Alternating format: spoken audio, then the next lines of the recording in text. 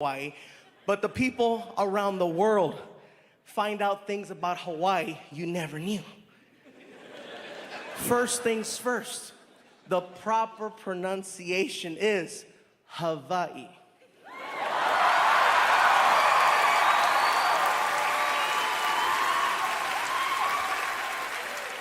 Just so the world gets to hear it right at least once. And believe me, I understand exactly how you feel. I totally get it. For me, it's not Mexico, it's Mexico. I'm with you. Whenever people come to the island, you know, there's certain things people like to do aside from the surfing or the hiking or the traditional things. People always see the movies, and the one thing that always stands out is the luau. People always see the luau. You always see the guy with the fire. You know, he comes out and he makes a stance, and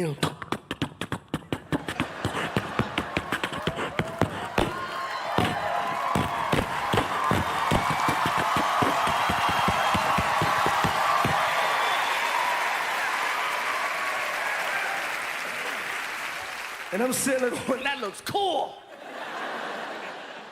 I want to let you guys know how you can tell if you're about to have a real, genuine experience versus some of the more diluted things that have happened here on the island. Let me explain. If you're going to go for a luau, make sure you do some research, okay? Don't just go to any luau. I'm going to tell you how you can tell if you're on a bad one. There's always a bus involved that takes you from the hotel to the luau. That's a given. When you get on the bus, there's a driver and there's always the person that's the host. If the host gets on the bus and you hear this. Hello and aloha, everyone. Welcome aboard the King Kamehameha Luau experience. My name is Reagan. I am not a native of Hawaii. I'm actually from Oregon. But I have been living here now for 3 weeks, and you only need a few days, and you're basically a native. We're gonna have such a great time. It's gonna take us exactly 35 minutes to get from here to our destination. I've timed it all week, don't even worry about it. This is our driver, his name is Taka. Taka's been here on the island for over 75 years. He is so hardcore. He has taken a liking to me. He says I remind him of his daughter. He's so sweet. He calls me his little punani. He is so nice. So nice.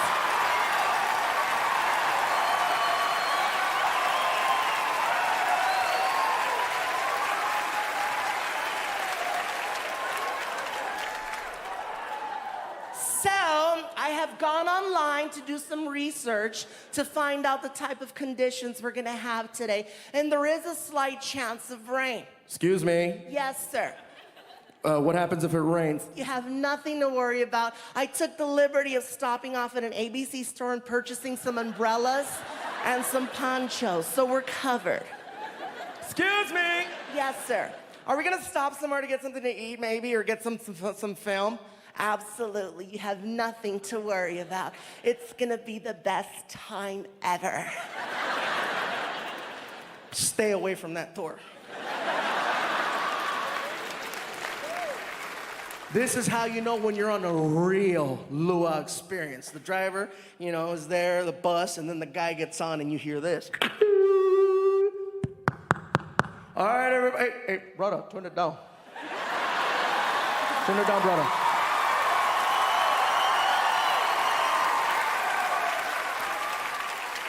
All right, everybody, I'd like to welcome you aboard as we're going to Jermaine's luau, okay? My name is Reno. You can call me Cousin Reno, I know, but don't worry, I'm not your real cousin, so don't ask for money, right? Yeah. Anyway, we're gonna have a really good time today. It's gonna be a great day here on the island. It's gonna be beautiful. Excuse me. Yes, sir. How long is it gonna take for us to get to the luau? Actually, brother, we're gonna get there Hawaiian time.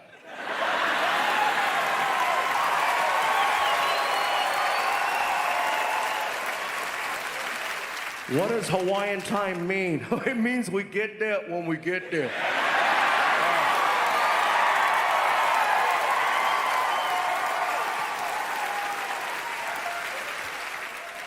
Pardon me, I have another question. Yes, sir. I understand it's gonna rain today. What happens if it rains? Oh, you're gonna get wet.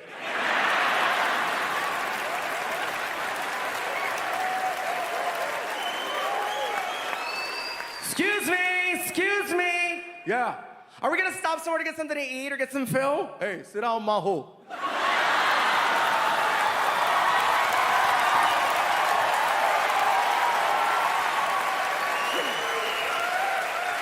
Are you talking to me?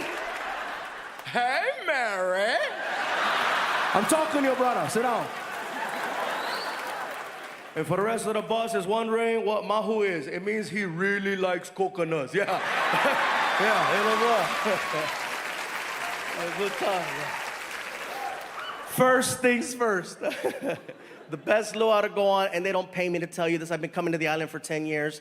My favorite place to visit is Jermaine's Luau. If you ever get a chance, they don't pay me to tell you that. I've already gotten an email over the fact that I did that joke about that nothing on this planet loves me more than my dogs versus my son. Someone already reached out and they're like, oh my God, how devastating for your son. I'm like, he knows.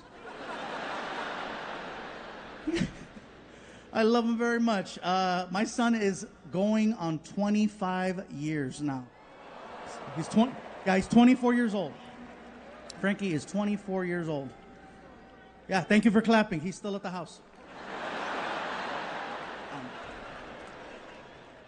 I did an interview recently, and someone was asking me questions about my son. They said, you know, Gabriel, you've always mentioned your son in your specials. Can we look forward to a new story coming out? And I said, not really a new story so much as, you know, because my son is doing his own thing now. He's doing his own thing. He's got his own life, and that's awesome. I do, however, still have stories from the past that I never told. And he goes, well, do tell. I said, okay, my favorite story is actually probably the first one. In 2007, when I first got him, some of you know he's technically my stepson, but I've never liked saying stepson. He is my son. Yeah.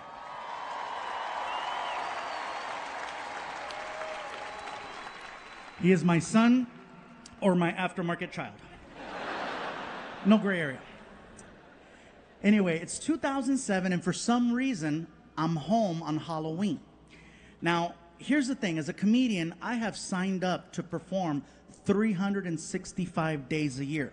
There is no sacred day for me. I work on Christmas Day. I work on New Year's Eve, Valentine's Day, St. Patrick's Day, birthdays, holidays, special occasions, no matter what. My mom told me, si hay trabajo, hay que trabajar. You got to work.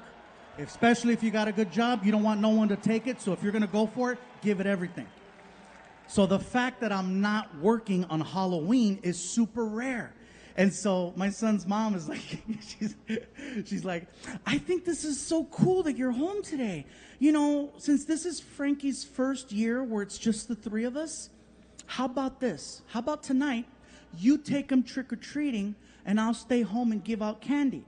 This way it'll give the two of you an opportunity to get to know each other, have some conversations, have some laughs. What do you think? I said, baby, you know what? That's a great idea. I love it. I love it. Okay, I'm on it. Frankie, come on. We're going trick-or-treating. What about my mom? She's going to stay home. Yay. So we get in the car. And I take Frankie to that neighborhood. You know what I'm saying. That neighborhood that gives out the Costco candies? Yeah. So we park the car and we start going up the street. And I'm not wearing a costume. I'm there for him. So he's dressed up for Halloween. I'm just me. So some of the doors we knocked on, the people freaked out. One guy was like, the Fluffy. I'm like, oh my God, I've never been referred to as the Fluffy. I didn't know what to say. It is I.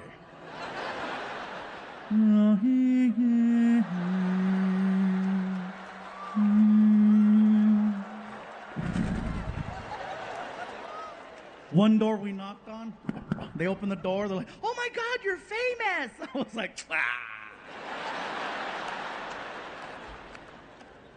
We go all the way up, we cross the street, we come all the way back. By the time we get to the car, the bucket is overflowing with candy, okay? So we get back to the house, and it hasn't even been an hour. We walk in, and Frankie's mom is pissed. She's like, the hell is this? I go, what? I thought I told you to take him trick-or-treating. I go, I did. Show the score. The whole point of you taking him trick-or-treating wasn't to get candy.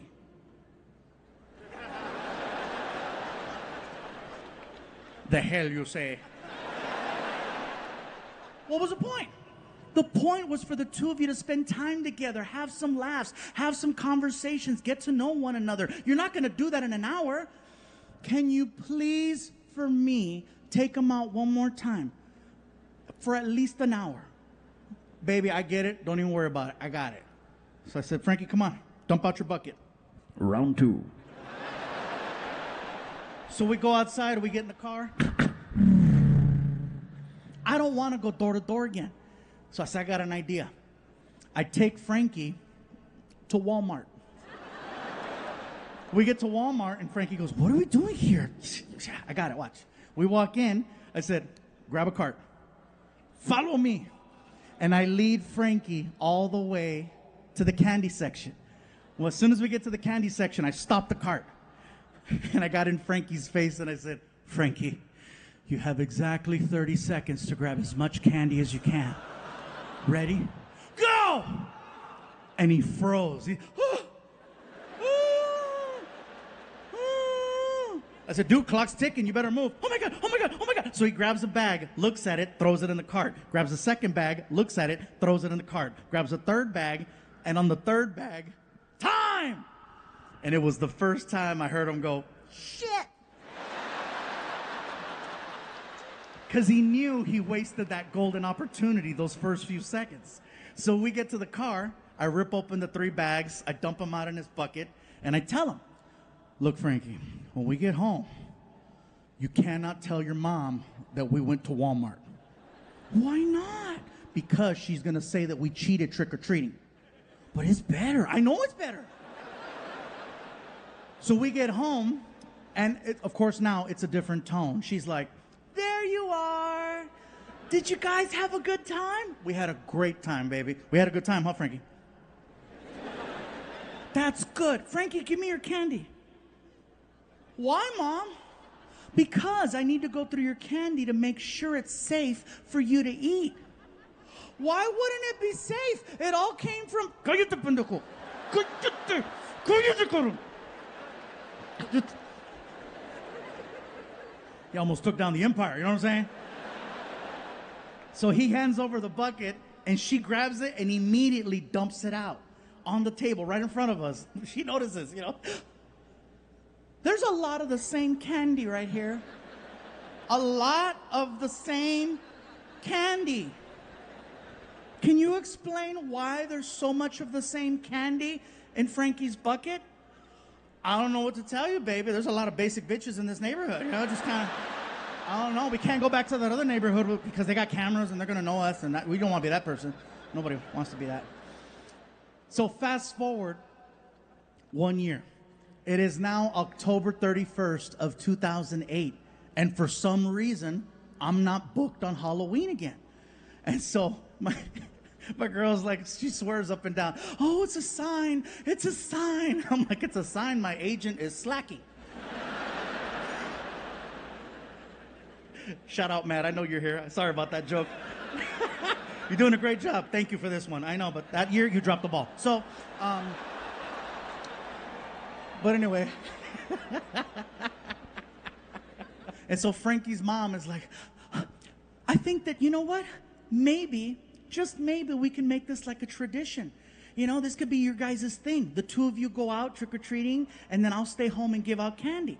This could be your thing. I go, you know what, baby? Sounds good to me. Frankie, come on, we're going trick-or-treating. What about my mom? She's going to stay home again. Yay. So we get outside, we get in the car. I lean over and I look at Frankie and I said, Frankie,